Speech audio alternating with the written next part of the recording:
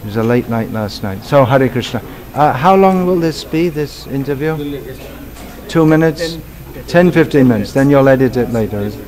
All right, okay. Oh, all right, quite a long one. So, Krishna Shray? Where is he? Oh, you're translating there. Okay.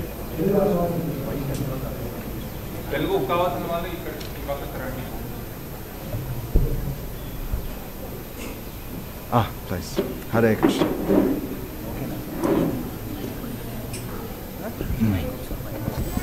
You want to?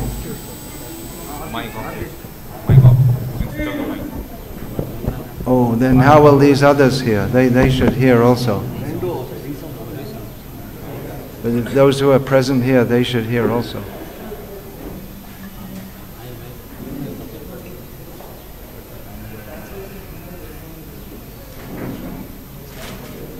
Hare Krishna.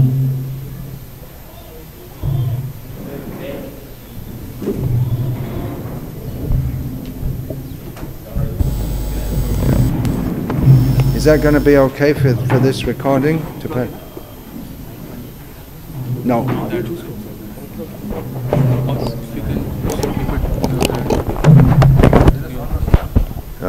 We can pretend it's a mini recorder, but it won't stay there. Whoops. Something like that.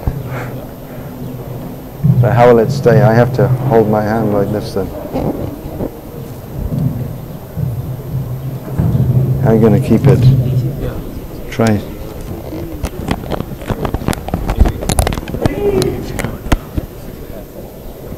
Okay, let's hope this. And you can put the other one here also. Are you going to use that for Telugu? No, man. Sitting back. So keep it here. Okay. Okay. Specifically wants it to be removed because they are not able to get the audio clear. No, but this is. No, Then what to do? Then how is everyone going to hear? We can play the recording. It'd take so much time, but that was really so. But I don't understand. I did so many interviews like this, and we always have it. Yeah, we always have the mic there.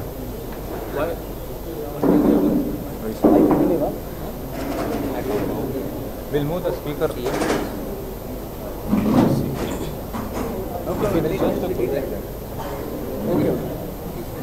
Because a small hall, there's more bounce. Switch the sound off and mount the mic on. We can switch this mic off and mount it. No, but the point is, I want the mic on so they can hear also. The devotees who are present here now.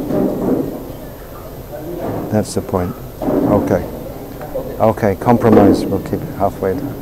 Sorry. Hare Krishna. Hare Krishna, Hare Krishna. Swamiji, how did you attracted towards Sanatana Dharma? How was I attracted to Sanatana Dharma? Actually, I never heard the word Sanatana Dharma. Do you want me to hold this? Okay. You can sit here if you want. No problem. I never. Just someone else. You want someone else to hold this? Then you can sit comfortably. Someone else can come and hold this. Can sit down. No problem. Okay. All right. Sit down. All right. After 5 minutes, you can replace it. So the question is, how did I become attracted to Sanatana Dharma? I think this is serving no function whatsoever here. Can you hear there, Krishna Shray? Can you hear at all? No, otherwise he's not replying.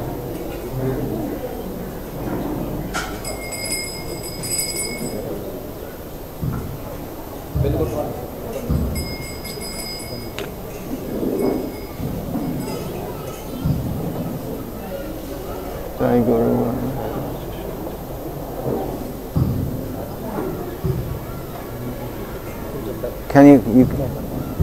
Can you hear? Does any sound come through? Okay.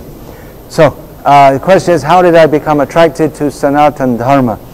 Actually, I never heard the term Sanatana Dharma. I was growing up in England, but I was interested to know what on earth is life all about.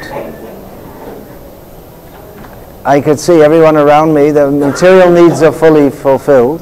There are no poor people where I was growing up. Everyone has a house, a car, but no one's happy. So I thought, why should I live my life like this, like everyone else? Anyway, it's a long story, but I eventually got one of Srila Prabhupada's books. Do you have that Krishna book?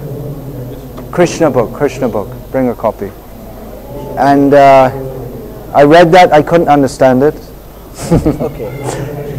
It was in English, but I couldn't understand it. But I did understand there's something substantial here. So I thought I should visit the Krishna temple. I happened to know, at that time it wasn't very well known. I happened to know where it was. So I went and visited it, and to put a long story short, I joined, and 42 years later I'm still around.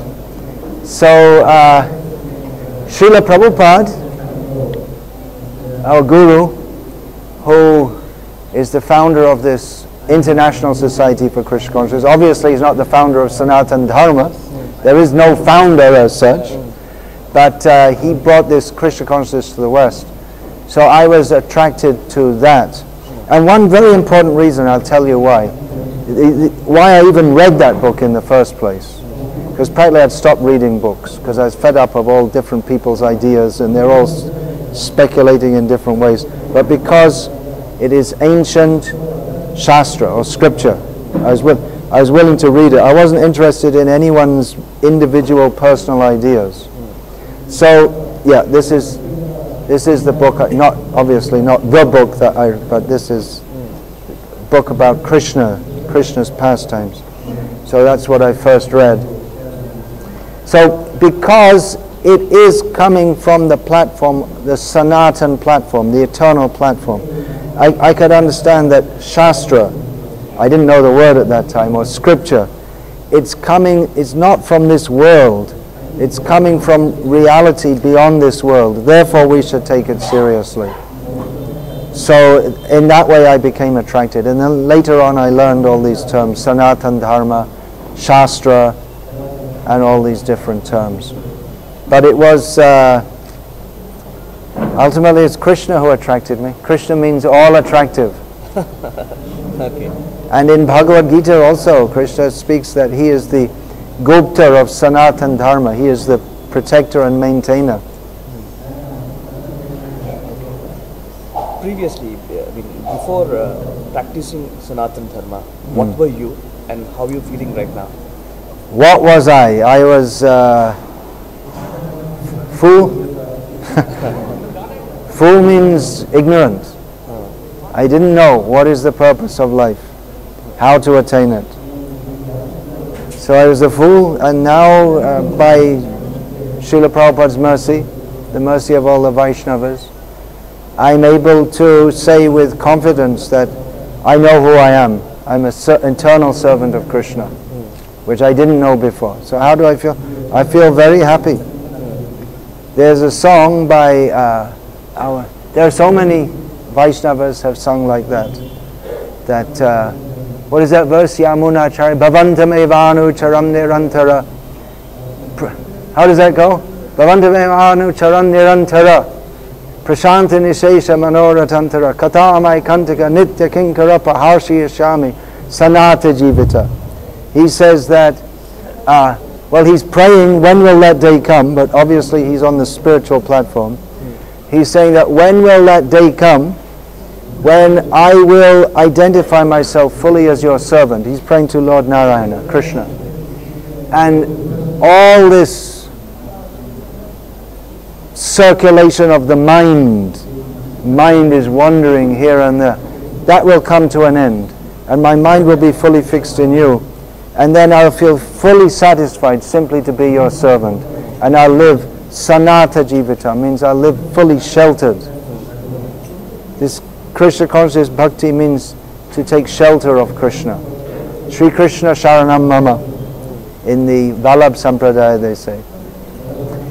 And of course in Ramanuja Sampradaya they recommend this Prapati, Sharanagati. So it's all taking shelter of Krishna. I feel very happy. You hail from a Christian society background. Yeah, I was raised as a Roman Catholic, that's correct, yeah. See, do you find real peace is in Sanatana Dharma? Do I feel peace in Sanatana Dharma? Yeah, peace and more. Peace is only a beginning. Peace means when you get some relief. But beyond is bliss. More than Shanti is Ananda. So Shanti is not the last word. What is there in the Sanatana Dharma? Sanatana Dharma, certainly. Because what is our Sanatana situation? This body, this is not Sanatana. How many bodies have I had? How many bodies have you had? It goes on and on. Punarapi jananam, punarapi maranam. It goes on and on and on. But our Sanatana situation is that we are Atma. And our Sanatana situation as Atma is Jiva Sharupoi Krishna Nityadas. Chaitanya Mahaprabhu said, we're all eternal servants of Krishna. In Bhagavad Gita also, Krishna says, Yes. Mamai Vangsho Jiva Loke Jiva Bhuta. What's the next word, do you know? Sanatana. So every Jiva is Sanatan, part of Krishna. So this is Sanatana Dharma. So naturally we feel very satisfied. There's a good example. Just like if a fish is out of water, you can give a fish the most beautiful female fish to enjoy, the best food that fish like to eat, give all facilities, won't be happy because he's out of his natural environment. So same thing in this material world, we're like a fish out of water. We're not in our natural environment. So naturally we become satisfied when we go to our natural environment. That's the Vaikuntha environment, spiritual environment. So you're saying all the world should be in should practice in Sanatana Dharma. Yeah, everyone should. Get rid of other religions, right? Well, when you say other religions, if you say Sanatana Dharma, that suggests that there's some kind of dharma which people are following, which is not fully on the Sanatana platform. So that may be some manifestation of it, but not full and complete. Okay. In essence, if we take Christianity, Jesus was saying to love God. Islam means surrender to God. So that's good. But to understand exactly who God is, what is our relationship, how to act in that relationship, we have to come to the Vedic culture. Veda means knowledge. So that gives full knowledge as much as we being tiny beings can understand. But other manifestations, they're not bad in and of themselves. But often due to lack of full understanding, then they take, this is the only way, they become inimical to others like this. What is the impact of ISKCON movement?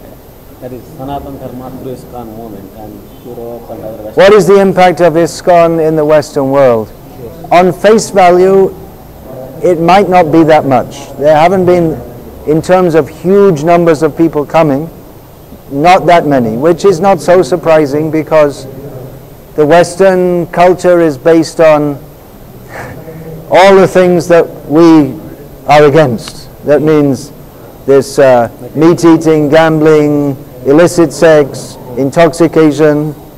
And in Gita also, Krishna says, Manushanang sahasreshu kaschid yatati siddhaya yatatamapti siddhanam kaschin mang veti tatvata. He says out of thousands of people, maybe one will take seriously to spiritual life. And out of those who have attained siddhi, only one can know Krishna in truth.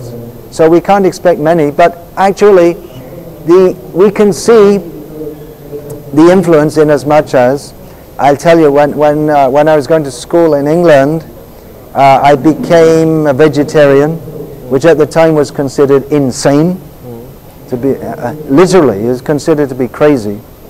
And I started to think about, well, there should be reincarnation.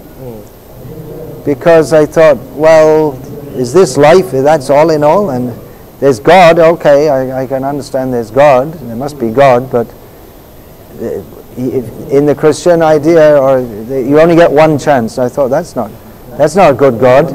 Only one God. If you miss, then you're missed forever. But I thought, then I heard about reincarnation, and I thought that, oh, that must be right. God gives us many chances. Just like my father, he's not God, that's for sure. But he has my well-being at heart. If I do something wrong, he'll punish me and give me another chance. He doesn't kill me or punish me forever. So I understood theoretically, reincarnation must be a fact. But that was considered crazy. Now I'm telling you what the influence of ISKCON is.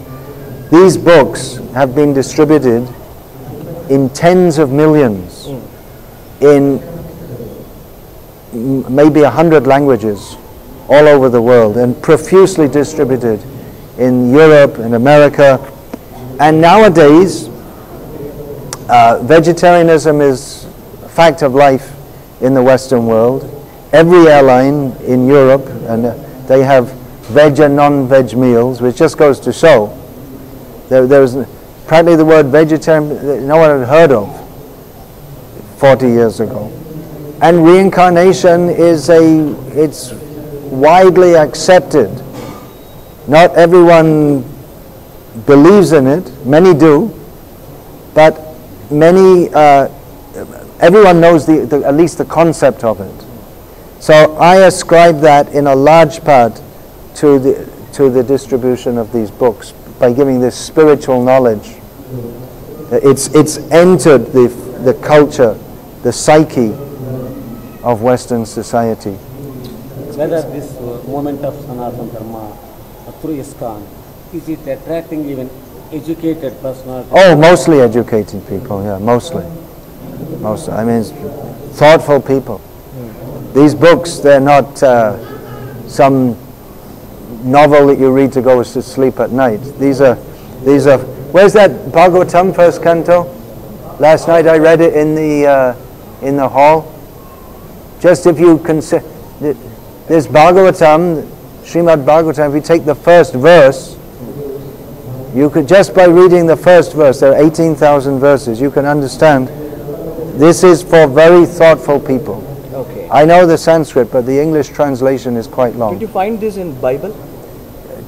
Shall I just read this, and then that will answer this question also? Okay. In the meantime, I'll just say the Sanskrit verse, because it's purifying. Om Namo Bhagavate Vasudevaya Janmadhyasya Yaton Vyadita Rataschatesh Vabhigna Swarat Tene Brahma Hridaya Adi Kaviye Muhyanti Yat Suryaha Tejo Vari Mridang Yata Vinimayo Yatra Trisago Mrsha Dhamna Swena Sadani Rasta Kuhakam Satyang Parang Dhimahi. You have the modern Shastra. Okay, give it here. Okay, now please listen to this very carefully. And you'll understand this is not in the Bible. If you know the Bible, I read the Bible in English translation when I was about 16 years old, the whole Old Testament, New Testament, everything. Now, please listen to this. What is the depth of this knowledge? This is better, huh? Okay. There's just one verse, 18,000 verses. So, O my Lord, Sri Krishna, son of Vasudeva, O all-pervading personality of Godhead, I offer my respectful obeisances unto you. I meditate upon Lord Sri Krishna because he is the absolute truth and the primeval cause of all causes of the creation, sustenance, and destruction of the manifested universes. That's already more than everything in the Bible. And that's only the first quarter of the verse. He is directly and indirectly conscious of all manifestations, and he is independent because there is no other cause beyond him. It is he only who first imparted the Vedic knowledge unto the heart of Brahmaji, the original living being. By him even the great sages and demigods are placed into illusion, as one is bewildered by the illusory representations of water seen in fire or land seen on water. Only because of him do the material universes, temporarily manifested by the reactions of the three modes of nature, appear factual although they are unreal. I therefore meditate upon him, Lord Sri Krishna, who is eternally existent in the transcendental abode, which is forever free from the illusory representations of the material world. I meditate upon him, for he is the absolute truth. How about that? Now, you're talking a lot about Sanatana Dharma, and I think you're concerned about the influence of Christian conversion. I catch that from you. Now, I suggest you promote Krishna consciousness. I'll tell you why. Sanatana Dharma and Krishna consciousness are non-different. But if you say Sanatana Dharma, it's vague. One reason the Christians are able to catch up so many people, they just focus, Jesus. And it's easy, people don't have to think much. People in modern age, they don't think much. They can't even multiply 42 by 173 without a calculator. They can't do it. Their brains are dull. It's Kali Yuga. So, Sanatana Dharma is vast. Krishna is vast. But if we focus in bhakti on Krishna, it will make it very clear. And Krishna, Rama, Vishnu, make it very clear. Give everyone a very clear path. I feel that's one reason why Christians are able to catch up people, because they give a very clear and simple message. That's just a thought of mine. Whereas Sanatana Dharma, it is complex, because reality is complex, and the absolute truth is both simple and complex. And in this material world, we are complex beings. And so Sanatana Dharma gives so many. There is karma, jnana, yoga, bhakti. There are different demigods. And there's so many different approaches because people are in different mentalities. But at the present time, it seems to be too difficult for people to grasp. So just make it simple. And even when I say Krishna Bhakti, even more focused and simple. In this Kali Yuga, Harinam. Promote Harinam. Let everyone chant. To do all these pujas and yagyas, very difficult. In the yagya, chanting is going on, people don't know, they can't understand anything. Let them chant Harinam. And you have said about vegetarianism and non-vegetarianism. Yeah. Actually, I just want to question you one Yeah. Which is, in India, there's rapid discussions going on cow slaughtering. Yeah. Actually, being an ISKCON follower and being a practitioner of Sanatana Dharma, how do you see cow slaughtering? Krishna is Gopal Govinda. Yes. Krishna loves cows. So if we love Krishna, if we love God means Krishna, then we shouldn't kill cows. That's a fact. But actually we shouldn't kill goats or buffaloes or chickens either. Okay. Especially cows, and in this Vedic culture, animal killing is allowed actually. It's not that, but it's not for people who are coming up to Sattva Guna, coming to developed spiritual consciousness, then for them meat eating is not allowed. But it's Sanatana Dharma is Catholic in that sense. Do you know what the word Catholic means? The word Catholic originally means all-encompassing. It doesn't mean the Roman Catholic Church. It means it's universal. So different people are at different levels. So even if we say don't eat meat, still there are going to be some people who eat meat. So the Vedic culture allows that at some level. But if we're going to come to a higher level of spiritual consciousness, then we're not going to eat meat, because there are various reasons. One reason, generally meat eating involves violence. Not always, because you can eat, the animal can die naturally also, but no. But it brings the consciousness down to tamoguna. So it's not recommended. So what was the point? About cows, yeah. Yeah, cows is a horrible thing. I don't see how anyone I really don't understand how people can talk about God and then support slaughterhouses, because God means He is the Suhridam Sarva Bhutanam. He's the best friend of all living beings. The animals are also the creation of God. And how can you subject them to so much pain and suffering? Don't you see they suffer also? In Christianity, they made this philosophy that humans have souls, but animals don't. But they also feel pain.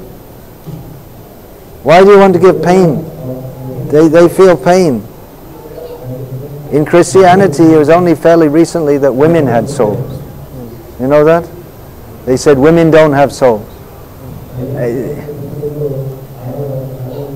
I mean, one reason I became disenchanted with Christianity, they couldn't answer the questions. It was very, very, very bad theology, actually. Especially this idea that God throws you into hell forever. It's a very bad idea. It makes God seem like a very nasty person. Misrepresentation of God. What about this, every human being is a sinner. He born with a sin only. He'll be judged when judgment day will come. Yeah. Is it true? Well, that's another funny thing, this judgment day idea. The idea, because if you take all eternity, we're talking about Sanatan Dharma, God is Sanatan. If you take all of eternity and then you say that humans were just manifest, and then after some time it'll all be closed down, that's their idea, right? That there were some humans, some angels fell from heaven or something like that. Then there was Adam was the first person, there was Adam and Eve, and then Cain and Abel, and then Cain killed Abel, and then he married someone. I don't know who he married, because there was only Adam and Eve and Cain left. But anyway, somehow or other he married someone. Anyway, the idea that humans are there for a short time, and then everything closes up, and then a few go to heaven, and most of them go to hell, and then life goes on in heaven again. But if you take in eternity, it's only a very, very short time. So why did God all of a sudden make all this material world? It doesn't make any sense. In the Bhagavad Gita, Krishna explains perfectly. Purusha sukha dukhanam bhoktritve hetu ruchyate. It's not that because Adam and Eve ate an apple, it's because we ourselves have made the wrong choice to be in this material world. We ourselves are the cause of our own happiness and distress. If I do something wrong, I get the result. It's not that because my great to the power of 10 to the power of 25 grandfather ate an apple, and therefore I'm suffering. This is a foolish idea, actually. Your message to Hindus who are being converted. Message to Hindus who are being converted. Try and understand who is God. Someone comes along and says Jesus is God. Someone else will come along and say, there's another thing I was thinking when I was a child. Someone else will come along and say Allah is God. What is that? La illallah wa illallah Muhammadan Rasulullah, and only Muhammad is the Prophet. Different people come and say different things. Now we live in the age of information. You look and see. You use your intelligence to try to understand. Because someone offers you a bag of rice and a chicken every Sunday, then don't put your whole eternity on the basis of that. Try and understand who is God. And try and understand that God is not going to throw you into hell forever. Whoever says that doesn't understand God. God is kind by nature. Anyone who says that he throws people into hell forever doesn't understand God. So I would say that. But people are carried away. People are not thinking. They're just carried away on the emotional platform. That's all. Do you have any message to atheists? Message to atheists. Again, use your intelligence. Because religion is so badly misrepresented in the world, doesn't mean there's no God. That's poor logic. I actually have many things to say. They talk about rationalism, right? They believe in India there's this Indian Rational Association. Well, their whole idea of rationality is irrational. Because they presume that everything we can understand by our own intelligence. Unless we understand it by what we see, touch, taste, smell, feel and hear, empirical understanding, unless we take empiricism, put it together with rationalism, and that's all that we accept as knowledge. But we are very, very, very, very tiny living beings with very limited intelligence, with very little ability to understand the universe that we're in. Even all the scientists put together, they have no clue as to what is the source of consciousness. So the idea that we'll be rational, and by rationality we will use our intelligence to understand everything, that is irrational. We should accept that the spectrum of knowledge is far, far more than what we can understand with our very tiny experience and intelligence. So if we want full knowledge of reality, we have to look for knowledge that comes from a higher source, from beyond this material existence. So don't just write, just because there's so many cheaters in the name of religion, don't write it off. Try to understand. Yes. Use your intelligence. Message to everyone, use your God-given intelligence. Or if you think you don't believe in God, use your intelligence. To try to understand that we can't understand everything with our intelligence. That is the beginning of spiritual knowledge. Humility. To understand, I can't understand everything, but there are higher powers who can help us. If you don't like the word God, we'll say higher powers. If you're allergic to the word God. Hare Krishna.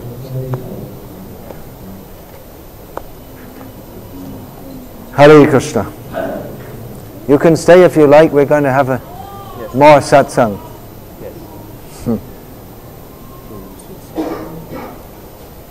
Give them some prasadam.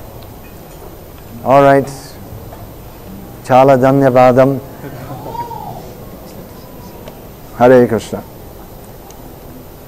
And also, please take some books. You yourself have some intelligent interest in all these things. You're not doing this just as a job, I think. Yes. Definitely you need the money, but out of it's spiritual interest is there. yes. So cultivate it. Hare Krishna. Yeah, we can put this back now.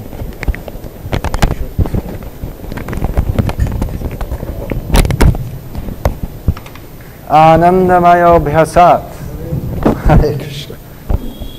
This Anandamay Das from France, he's been living in Hyderabad since the Charminar was built, I think. Not quite that long.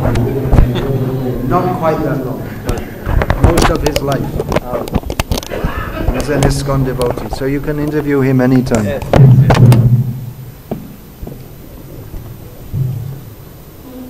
Hare Krishna.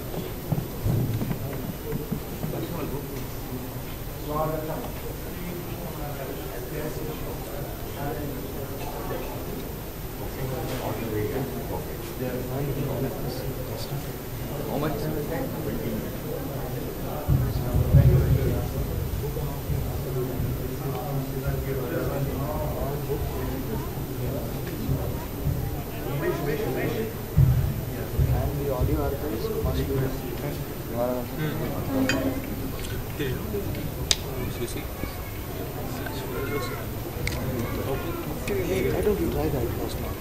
Maharaj is there, you can try. You're doing that. Just a second time.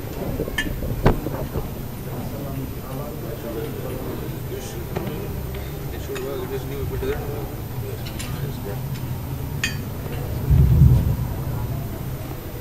So what shall we do now then? Because time is going on, as you might have noticed.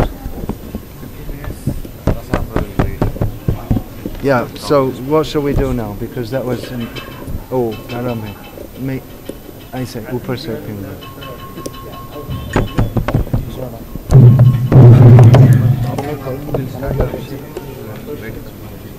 No, I'm out, you tell me. So what should we do now? Because there's less time than when it was good into the You tell me. You consider and then you tell me. Okay, we'll have a short class. And then offerings, reading offerings after that. After Abhishek, we'll pray. Okay, then we'll read our offerings. Okay. Okay. During Abhishekam we can also, I was going to sing now, we can sing this Guru Dev Kripa Bindu Diya. And then after the offering and everything, then we'll have Sri Guru Charana Padma. Because I think we can have that because we missed it this morning. Usually we sing Samsa, but we can sing both.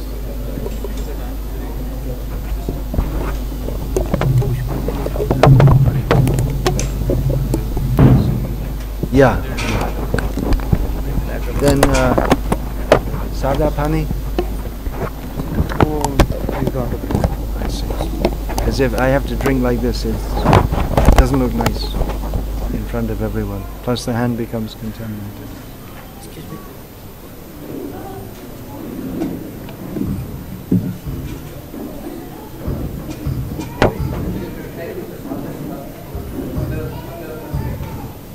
So we can just go straight into the class, huh?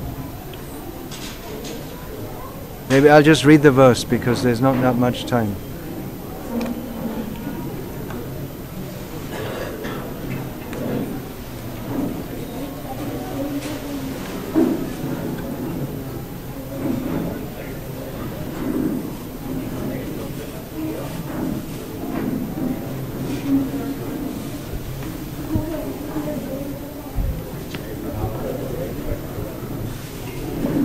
Hare Krishna. Hare Krishna, Hare Krishna.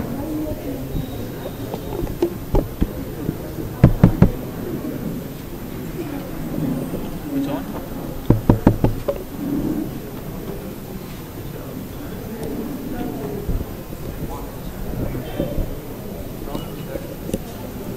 Sometimes it doesn't work.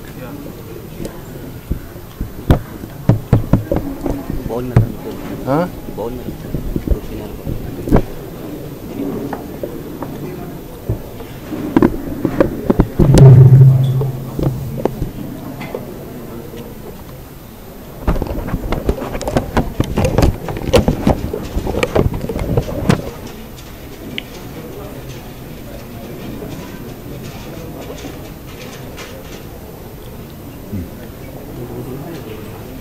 And there, Bajaya.